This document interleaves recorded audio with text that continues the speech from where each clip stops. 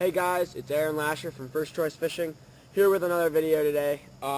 Just want to introduce you guys to what fly fishing is, for people who don't know what it is, people who want to get into it, start it, etc. Just want to tell you the most basic stuff to get. But first off, a little bit of what fly fishing is. Say, you have a very high pressured water, which means that people fish it a lot. It's really popular place, like a hot spot for fishing. Now you can throw a lot of lures and jigs, anything like that. There is a large variety, but when that variety is almost maxed out, where the fish won't fall for this or they won't hit that, fly fishing is really when that kind of stuff comes in, and it's kind of a little bit more enjoyable in my opinion. Just even the little fish is always a fun fight because it's just more challenging. But yeah, but for reference, all in a little bit, I'm gonna explain the different kinds of things and everything like that. But pretty much the basic way I could put fly fishing is the most realistic way to present your bait to the fish. Now, things to know about fly fishing are that what you throw are flies, and when you throw them, you don't have an action or anything that the lure is supposed to do, as in when you're actually fishing just on a conventional rod and reel. When you're fishing, you want to make an action of your jig or your lure. You want to make sure it's performing properly so it lures in the fish. But in fly fishing, you have to find the fish and you have to present your bait to the fish. So it's a lot of fun, so I hope this gets a lot of you guys into it. Alright, next, you want to buy a rod. What should you get? I just use this as my reference. I have a Quaro 8.6, which means 8 foot 6 inches, 8.6 5 weight. A little bit about it. I'm not going to put it all together, but here's just the base of it. What you should look for in a starter reel and rod. 8.6 5 weight is decent. It's an ideal trout setup. Which trout, I mean, they can weigh a decent amount. So really if I had to take a choice here, what I would get if I was starting would be a 9 foot 5.6 weight.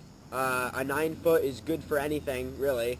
A 9 foot, and then the 5.6 weight, you can kind of choose. 5.6 or a 5 weight or a 6 weight. There's a 5.6 and a 6 and a 5. So it's really up to you how heavy you want to fish. But really, the weight of the line the only thing it really does is it's the well balance. Say if you have a 5 weight reel, which I have here. I have a 5 weight reel which has 5 weight line in it. Now the weighted line balances this whole outfit so it fits good. But yeah, don't forget that 9 foot rod, 5 or 6 weight. It's ideal starter trouts, just anything set up really for fly fishing. What you want to look for in your rod is you should get one with a cork handle. They're really nice. I obviously haven't taken the wrapping off this one yet. It's really nice. Get someone with at least some metal guides or something. So you make sure it's like a metal reel seat, at least. Make sure you also have an aluminum or metal reel. You're going to want that so it doesn't crap out on you or anything like that. Make sure it's got some good drag. You don't want anything that's really going to give you problems or something when you're using it. But, yeah, so now, I do recommend first getting a class. I recommend maybe, a casting class or something like that, which I'm going to have a video sooner after I finish the basics and stuff like that. I'll throw up a video of, how to start fishing the waters with a fly fishing reel. But, yeah, that's pretty much it for the whole rod setup, and, yeah, that's pretty much all the information you need to know. So let's get to, some flies. Alright, first off, what you're going to want is a fly box. Now, this is not even a fly box. I actually made this. But you can pick them up for a decent 2-tray for probably around 12 bucks. They do range in price to like 30 bucks, but you're going to want to get yourself a fly box if you are confident in yourself, if you are confident in, you really want to pursue this, you enjoy fly fishing, you've tried it out with like a couple flies that I'm about to show you. You try it out, you really enjoy it, then it's worth, spending the money on getting a box and stuff like that. So let me open this up and I'll explain some flies. Now, here's what you have here is your conventional dry fly.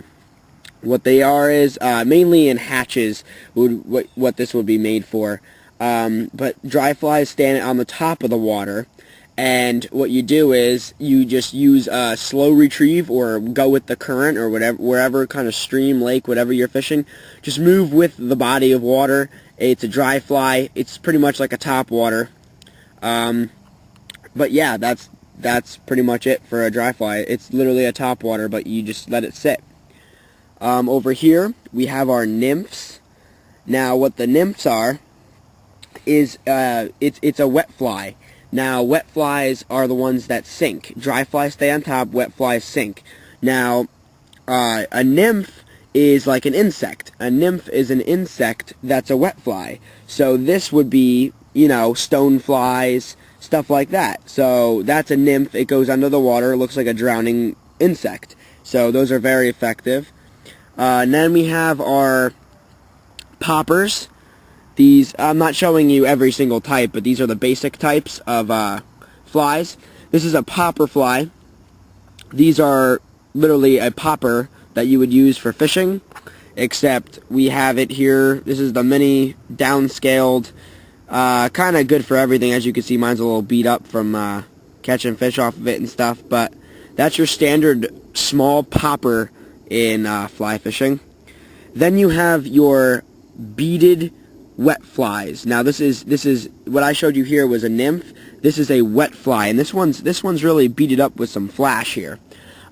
This is for mainly crappie, bass, pretty much anything really. It's beaded and it's a wet fly. It could resemble a bunch of different things. It has a lot of flash like a fish, and then it kind of looks like maybe something small, or it could be really anything small that has some flash. So a wet fly, it's beaded. The beaded is acts like a weight, so it goes down as you reel, So that's your, I guess, a very flashy and advanced wet fly, but that happens to be the only wet fly I really use. And then you have your streamer. These things, they range in a bunch of colors. You can tie them yourself. They got like a big head, hook, and they just have huge feathers coming off them, usually to resemble some fish, or, usually to catch some bigger fish. But that's it for the basic flies and stuff like that, to get you started with fly fishing, just an introduction to them. But yeah, that's it for the flies.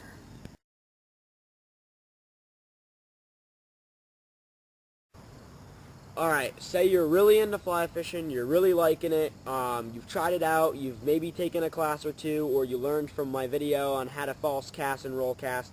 You really want to get into fly fishing and you really like it. Then you go buy yourself the box that I showed you where I keep my flies, or you can always make your own with some styrofoam thing, whatever works for you and your budget. But definitely get yourself a fly box if you're really going to get into it after... Of course, I'm going to show you later on, I said, the whole casting bit and everything like that. But you got your rod, you got your fly box, what next? So what you want to do is, you want to maybe pick up yourself, if you're going to get into this, you want to pick up yourself a vest. This is just a standard vest. It's got a zipper back there too. This is just a Cabela's vest. It's a pretty nice vest. This is the one I currently use. You don't need anything super fancy. You can get probably cheap ones off eBay or any place you can get used stuff. But hey, if you have the money, might as well go out and go buy a nice new one if you really enjoy this. Some things you might put in it or might need. Right here, I'm just going to use my vest as a reference. Over here, I put tippet. What tippet is, it's material that on the end of your leader of your fly, is it's a clear part which would you use in regular fishing that attaches to the fly line. Now I'm gonna go over the parts of the reel, but yeah, it goes. That's pretty much primarily what it is. It's a clear piece and it's tapered. Tapered means that it goes thick and it goes all the way to thin. That's where you're gonna tie your flies on. Now, when you run out of leader and it gets too thick to go through the hook eye, then you get yourself some tippet. And what it is, it's a spool of regular line. You can't see that because it's very thin, and it ranges. I'm not sure how many X's you can really get, but a 3X is just standard. You can get 6X tippet. But yeah, they give you a decent amount. 7.3 pound test technically is what 3X tippet is. But tippet is just what you tie on to the leader once you cannot no longer tie flies. So when you can't tie no more flies, put on some tippet. Good thing to have. You need it. So leave that on there if you're going to be doing a lot of fly fishing. Good thing to put on your vest. Another thing, some safety stuff, air horns, whistles, whatever you want to carry on you. I always carry some pliers in your vest. Just some basic stuff. Maybe scales, scissors. And then you also get the vest because your fly box can fit right into it. But make sure there's a good vest and you can really size it well with your fly box so it fits right in there. But yeah, a vest just keeps everything in place. So with your fly rod, you can carry all your tackle on you when you're walking up and down the stream. It's really convenient. If you really want to get into this and you really are enjoying it and you got it down pat, definitely go get yourself a vest. Very nice, very worth the money. Alright, now let's go over exactly what the reel and everything like that, how everything works. Alright, now the last thing is the reel setup. Now you're wondering, well, this does not look like a normal, rod and reel, which it isn't. Now let me explain. If you look closely, you'll see that white material. That's your backing. Now what backing is, that's what starts off the whole spool. So the backing is there, filled up about, as you can see, like a quarter of the circles. Now you shouldn't really reach the backing that much, but if you do, hey, it's there and it's strong. So then after the backing, it ties your fly line, which is the orange stuff. The orange stuff is either floating or sinking, depending on what fly line you have. After that, you get this clear leader, okay? Bear with me 1 second. Just gonna roll some out for you. Then you have your leader connected to your fly line, like so, with that knot. Then after, you see how I went up, I kept, there's not much leader left. So when I ran out of leader, I put a knot there, and then I had to attach my tippet, like I was saying before. And that's your fly line setup. That's all it is right there. Alright, I hope all you enjoyed this video. I hope everyone, goes ahead and goes and buys a fly rod. Yeah, just some recap. 9 foot, 5 or 6 weight is ideal for all fish, really, except if you're not going to go for any river monsters or anything like that. So I would just be fine with a 9 foot, 5-6 weight if you're starting out. Also, another thing I forgot to mention, try to go with something that comes pre-spooled. It doesn't matter, but it's a little tricky to learn all these knots and stuff if you're just starting out. So if you just want to make it easy for yourself, make sure everything comes, together. Make sure it's all pre-spooled, cork handle, metal reel hold, just anything, metal reel. Make sure, you got a good drag system. Just make sure you got a good durable product and you're not buying some piece of junk that's just going to break on you when you use it. And then, like I said, just get used to it. If you enjoy it, spend the money on vests, and you can really go endless. There's bags, you can get nets, which also you do need a net. So if you plan on going for bigger stuff, definitely go purchase yourself a net, a bag, everything a full setup you need for fly fishing, which anyone at a local fly shop, at a Bass Pro, a Cabela's, any place that sells fly fishing retail, even a sporting goods store, they'll be more than willing to help you out and pick the right outfit and everything like that. But yeah, I just talked to some people at some stores. Just get a good feel for what you want. Get all the gear you need after you get used to it. But yeah, I'd say stick with the cheap stuff. I wouldn't get anything over $200. No way. Definitely not over $200 if you're starting out. Get something maybe $100 or a little less, maybe a little more. That's more of the beginner price range. But yeah, it may even perform great, and you won't even need another rod. Who knows? But it just depends what you're going for. But yeah, don't spend a tremendous amount of money. If you get used to it, check out my other videos. We'll teach you how to cast and everything. More fly fishing tutorials are coming up. So we'll get you started out there on the water with some flies. If you enjoy it, spend the money and get some more gear. So until then, it's Aaron Lasher from First Choice Fishing. I'll catch you next time.